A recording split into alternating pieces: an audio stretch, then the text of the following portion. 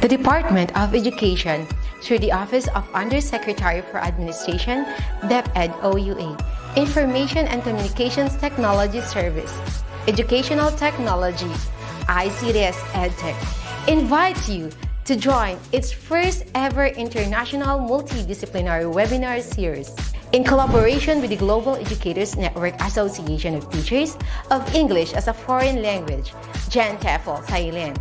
This 3-day webinar series will gather experts and specialists from different areas of study and from all parts of the globe to equip and empower educators in their areas of specialization, integrated through educational technology. This event is a convergence of resource speakers and expertise to further teachers' ability to answer the challenges of these changing times through topics with educational technology integration. Be updated and save this following dates. Solo Educalidad.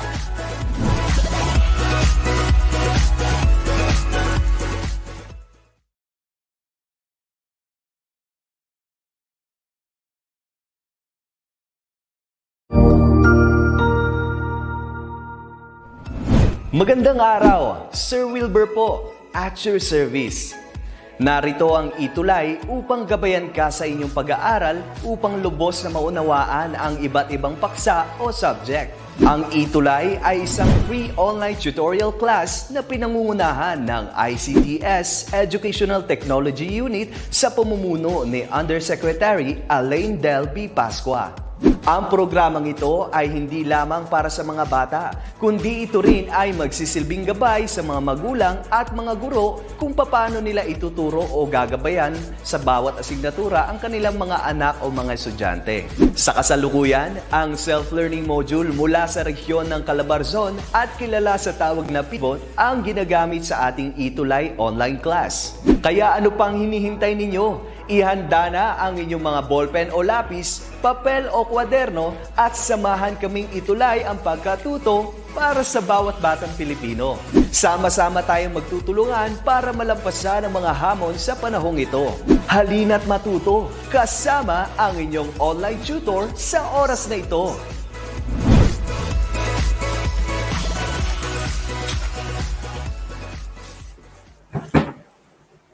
Okay, hello everyone. Good afternoon. I am Sir Carl Patrick Sahagan Tadeo from Olongapo City National High School, or you can call me Tutor Carl. So I will be the substitute for UMS Senior High School Introduction to World Religions and Belief Systems. So ngayon ay nasa week 6 na tayo of quarter 4, wherein we will be dealing with Shintoism. Okay, so supposedly, this will be the time slot of Tutor Anna every Thursdays from 5:20 to 6 p.m., which is Introduction to World Religion and Belief System. But unfortunately, because of some errands, I will be the one who will be handling this for week number 6. Okay, so for this week, at the end of the session, you will be able to examine the brief history, core teachings, fundamental beliefs, practices, and related issues of Shintoism. So later on, we will be identifying the history of Shintoism and in what country did this religion originate. Okay? So before we start our lesson for this afternoon, let's have a review. Okay? So this is a true or false. So isulat lamang ninyo kung if it is a true or if it is false. Okay? So on the comment box below, write true if the statement is correct and false if not. So are you ready? Okay, are you ready, guys? So you can actually comment, pwede kayong mag-comment ng para sa ganon ay mabati kayo habang tayo ay nagkakaroon ng ating online ETUlay tutorials. Okay? So let's go on the first number. So number 1. Lao Tzu is the founder of Taoism. Okay? Is it a true or false? Okay, let's see. Let's see if it is a true or false. Is it a true or false? So it is, yes, it is true. So Lao Tzu is the founder of Taoism, which is one of the major world religions that we have, okay, in the world. Next, number 2. Let's go to number 2. Let's read it. Lao Tzu believed in the harmony of all things and that people could live easily together if they only considered each other's feelings. So what do you think? Is it a true or false? You can comment on the comment box. No, pwede kayo mag-comment sa comment box kung ano sa tingin ninyo ang tamang sagot. True ba siya or false ba? Is it true or false? Okay. So let's see. It is okay, very good. It is true. So Lao Tzu believed in the harmony of all things and that people could live easily together if they only considered each other's feelings. So more likely, Lao Tzu believed of mutual relationships. No, they should always take account each other's feelings so that there would be harmony in the community. Okay, let's go to number 3. Lao Tzu is a book of poetry presenting the simple way of following the Tao and living life at peace with oneself, others, and the world of changes. Okay, I will repeat. Lao Tzu is a book of poetry representing the simple way of the following the Tao or Tao and living life at peace with oneself, others, and the world of changes. So what do you think is the correct answer? Is it a true or false? Okay. So, ayan, I would like to greet Sir Wax, Tutor Wax Benson is watching now. Good afternoon, Tutor Carl. Good afternoon din po, Tutor Wax. Okay, so is it a true or false? Okay, let's see if it is true or false. False. Okay, so it's wrong. Then let's go to number 4. Hu Wei means doing everything or full action activities. Is it a true or false? Wu Wei means doing everything or full action activities. Is it a true or false? Okay, so you can actually comment down below your answers so that we will be having an active participation on our ETUlay online tutorial for Introduction to World, Religion, and Belief System. Okay, so let's see. What's the answer? Is it true or false? It is a false. That's good, no? Now let's go to the next number. Number 5, Te is the foundation of all being and the way in which nature and the universe exist. Okay, I will repeat. Te is the foundation of all being in the way in which nature and the universe exist. Is it a true or false? Okay, so let's see what is the answer. It is again false. Okay, so I hope before we start our lesson for today that you got all of the items right, because if you got all of the items right, it means that you really mastered the topics that we have last meeting together with Tutor Anna last time. Okay, now let's go to our discussion for today. Shintoism first impression. So more likely when you say Shintoism, so you will have your first impressions. Saan ba ito nagmula? Where does this religion originated? And later on, we will be identifying its brief history. Okay? So let's now go to Shintoism. So the brief history of Shintoism. Okay, Ma'am Eresa, Tutor Mary Eresa said that this Shintoism came from Japan. So titingnan natin, doon ba talaga nagmula ang Shintoism? Okay, let's now have the brief history of Shintoism. So unlike many other religions, Shintoism has no recognized founder. Actually, that is correct. Unlike Confucianism, we have Confucius. Okay, but Shintoism, there's no recognized founder. So walang nagsimula, or walang naka-found. There's no written evidence that there is really a founder of this religion, which is Shintoism. And more likely, this Shintoism is actually part of ancient Japan. So it says here that the people of ancient Japan had long held animistic beliefs, worshipped divine ancestors, and communicated with the spirit world via shamans. So more likely, they believed in animism before. Okay, so that is the part of the history of Shintoism in Japan.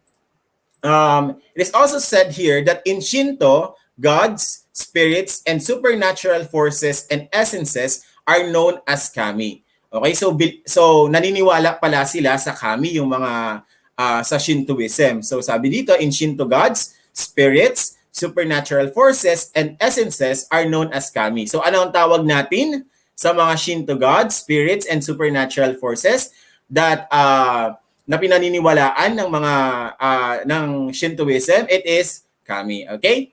Next.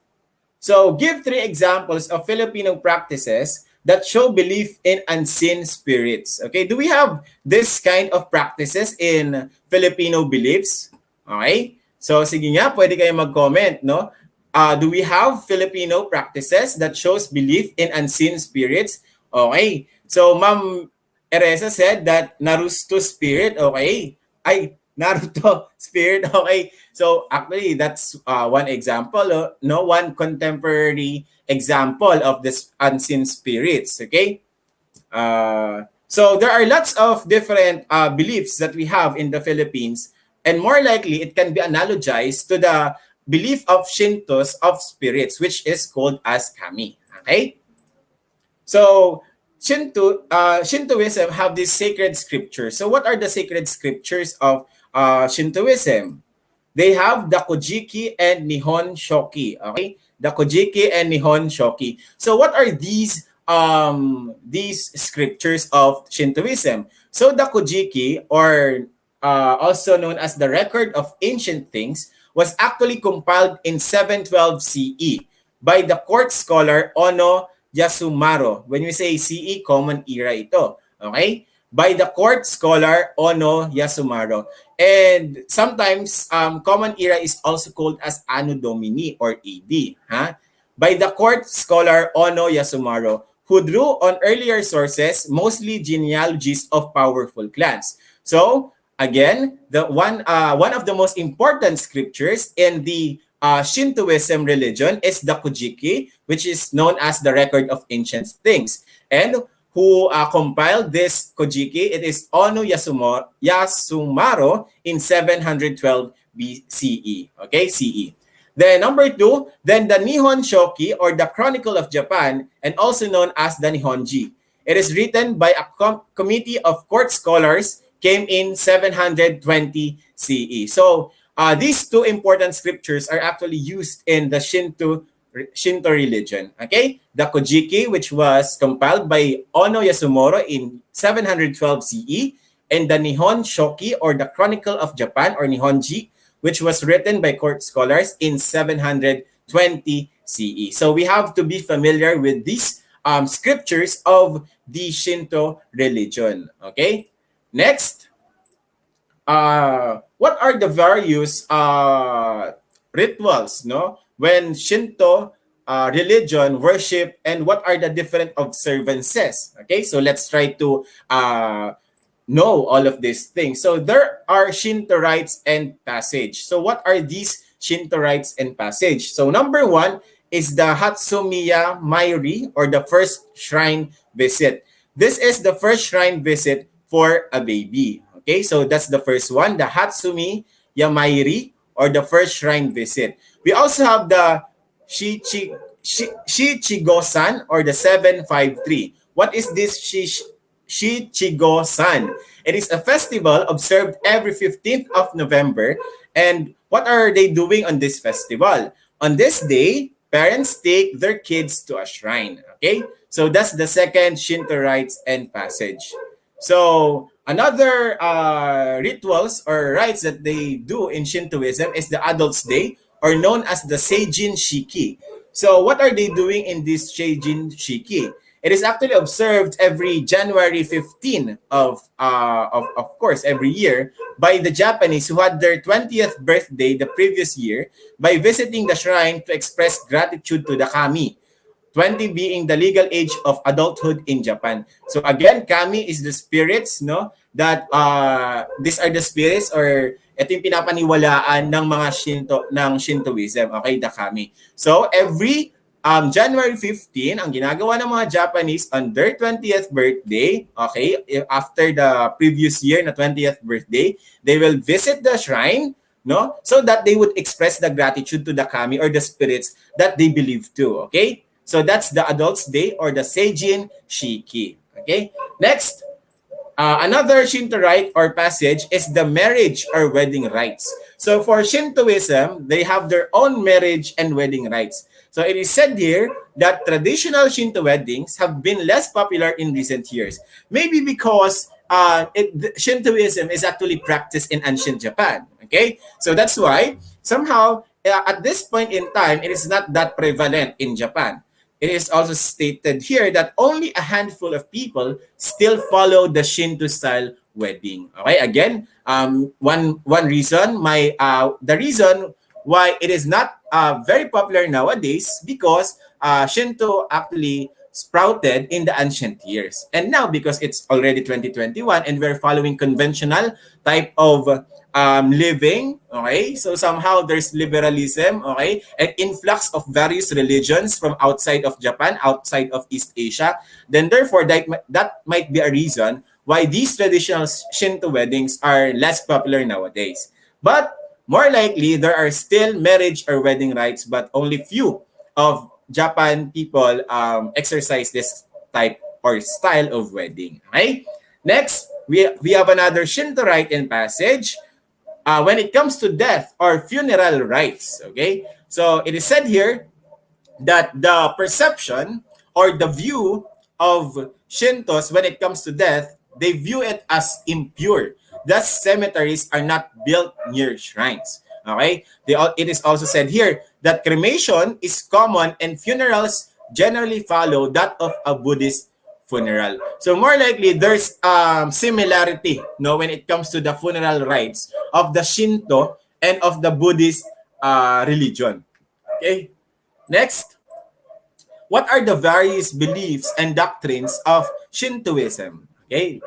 They have the concept of kami or God. I actually discussed this a while ago, right? That in Shintoism religion, they believe in kami or God. So they believe in spirits and they call it as kami.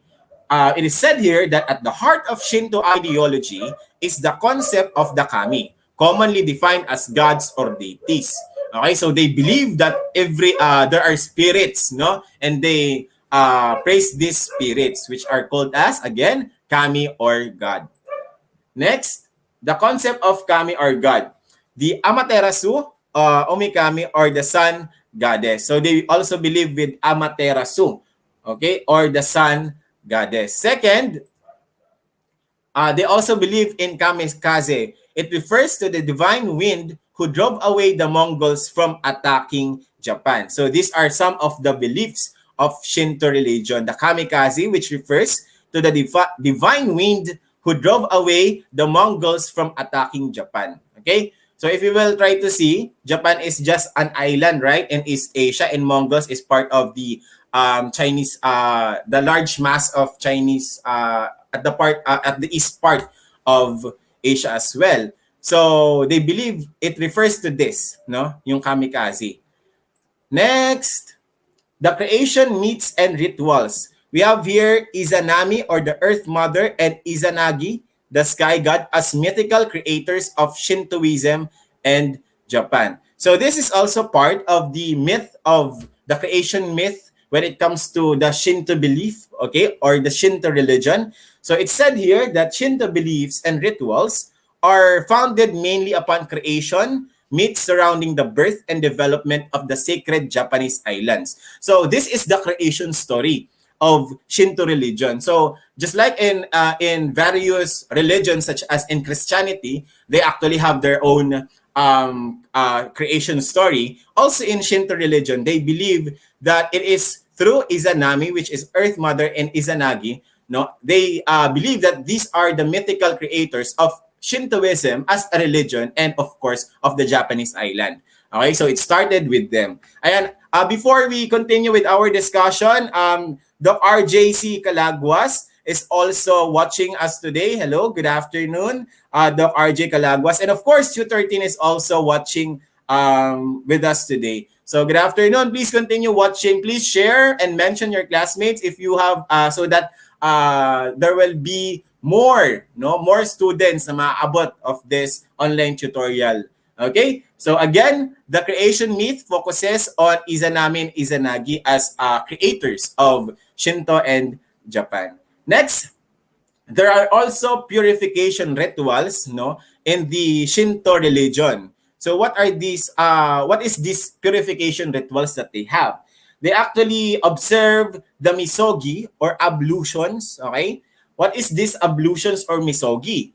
It is the act of washing one's body part or a part of it, usually for religious purposes. So more likely, it can be analogized to the baptism, right, with water of the Christians, no? But in Shinto religion, more likely, Japanese observe the what's so-called as the misogi or ablutions. So again, what are they doing when it comes to ablution? So as you can see here in the picture, no, they are washing parts of the body parts or their body or parts of it because there's a religious purpose for it. Okay? So again, what do you call it? Misogi or ablutions. Okay?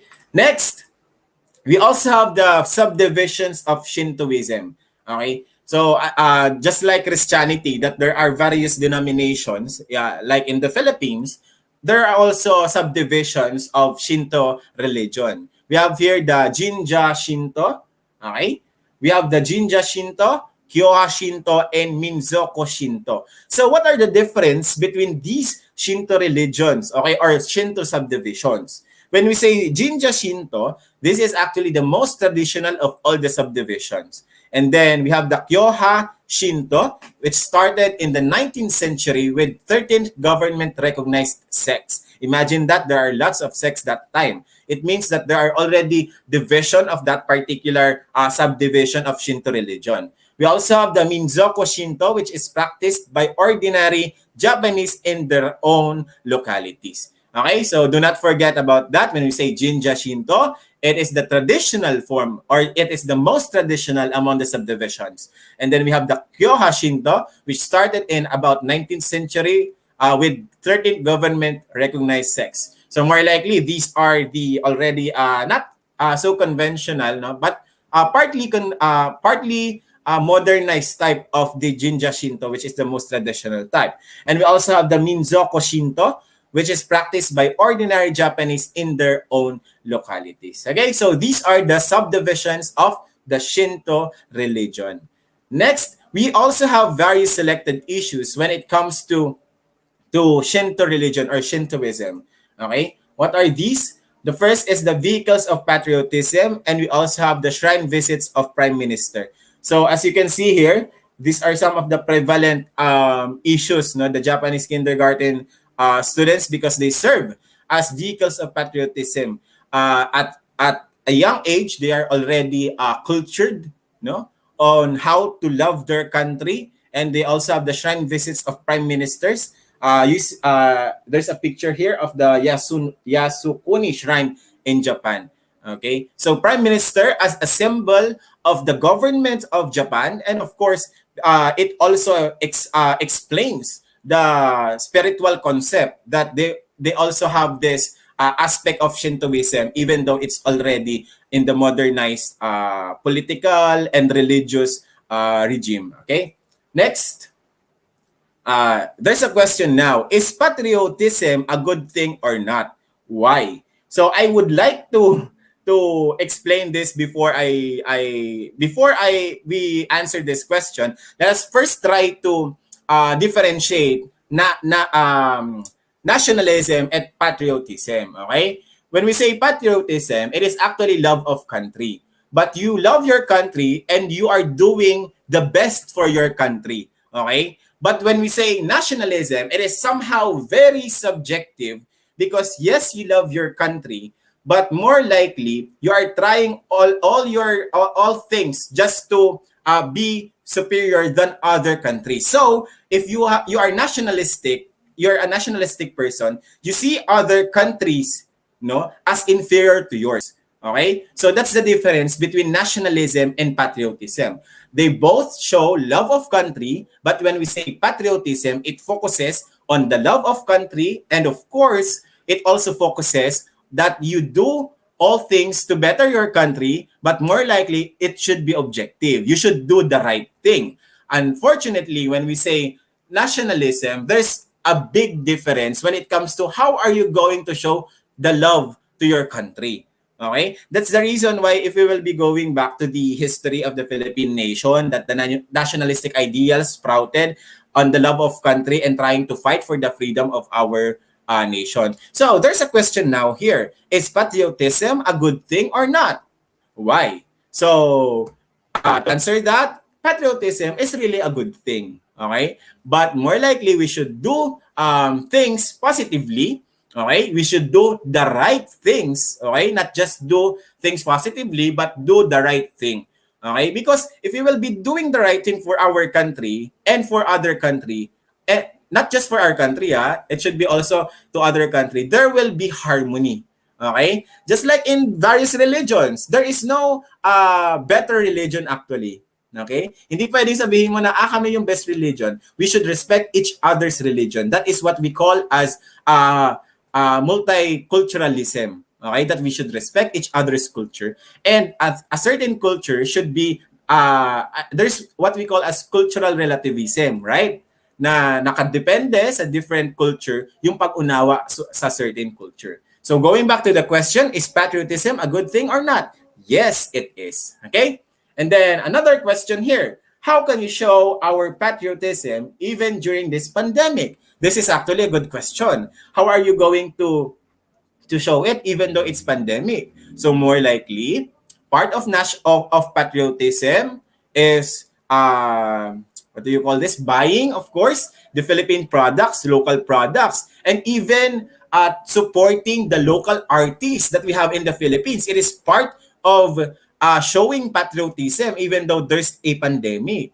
Okay? So if we try to focus on and we try to emulate other countries, foreign nationalities, foreign artists, foreign products, then therefore there's no patriotism at all.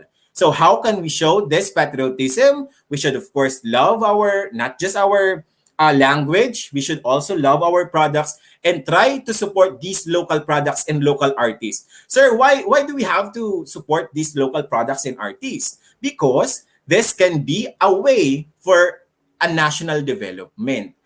Just like other countries such as Japan, which is what we are discussing now, the Shinto religion, and even Japan as a country, they really focus, they are really patriotic. Okay, they use their language in actually most of their subjects. That's why they are one of the most developed countries in Asia.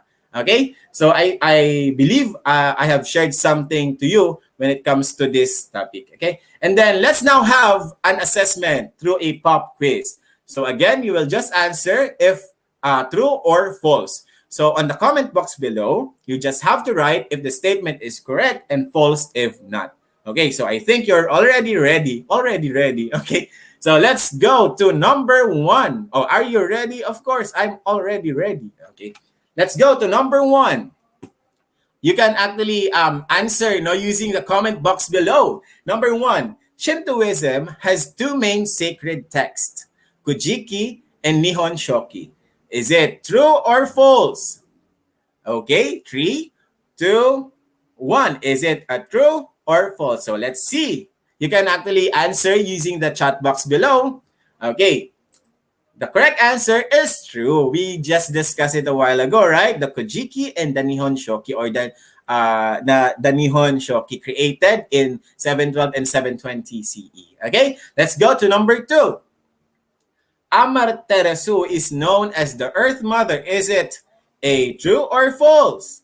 3, 2, 1. Okay, let's see. What's your answer? The correct answer is it's false, because Amaterasu is the sun goddess. Okay, so I think you also got this right. Next, number 3. Shinto is a ritual for purification of the body. Is it Shinto? Let's see. It's false. Okay, it's not Shinto, because Shinto is the religion. Next, number 4. Death is viewed as impure, thus cemeteries are not built near shrines. Death is viewed as impure, thus cemeteries are not built near shrines. We also discussed this a while ago, right? So, impure ba ang death or ang kamatayan? Do Shintos believe that this is really impure? Yung kamatayan ay impure. Do they believe on that? Is it a true or false? Let's see what's the answer. Yes, it is true. So, the Shinto religion believes that death is impure, so cemeteries are not built near shrines. And if you will try to have another recall, no, it can be analogized similar to the Buddhist religion, right? Number 5, at the heart of Shinto ideology is the concept of the kami. At the heart of Shinto ideology is the concept of the kami. Is it true or false? 3, 2, 1. Is it a true or false? Let's go back to the item. At the heart of Shinto ideology is the concept of the kami. Is it true or false? Let's see. Okay, very good. The correct answer is true. So kami, or the spirits, or spirits, they believe, Shintos believe that their god are called as kami. Okay, so these are the spirits and gods of those who believe in the Shinto religion. Okay, very good. So I think you really did a good job for this evening. Okay, so these are just some of the references that was used, no, for the topics that was discussed, no? Jose MD 2016, Understanding the Nature of Religion, Introduction to World Religion and Belief Systems, published by Vibal Group Incorporated, Quezon City, and Cabral V 2018, Different Worldviews, Different Religions, Pathways of Devotion, and Introduction to World Religion, published by Lorimar Publishing Incorporated. Okay, so thank you so much, and I hope you've learned a lot for this afternoon. So for comments, suggestions, email us at edtech@deped.gov.ph. So next will be ALS for next will be ALS for high school. Again, thank you so much, and keep watching on the various ETUlay tutorial sessions of DepEd Edtech Unit. Again, thank you and have a good day.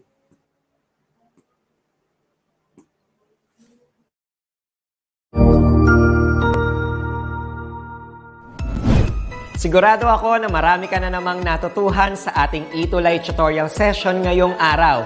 Tandaan, ito ay hindi lamang para sa ating mga mag-aaral, kundi pati rin sa ating mga minamahal na guro at mga magulang na kaagapay natin para maituloy ang pagkatuto sa kabila ng nararanasang pandemya.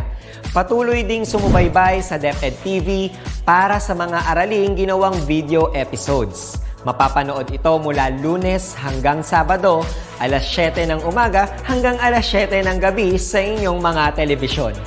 Abangan bukas mula 1:00 ng tanghali ang iba pang aralin sa ating ETUlay free online tutorial session sa mathematics. I-like and subscribe at manatiling nakasubaybay sa ating ETUlay tutorial session sa DepEd Edtech Unit FB page at Educational Technology Unit channel sa YouTube at sa DepEd Tayo at DepEd Philippines social media accounts.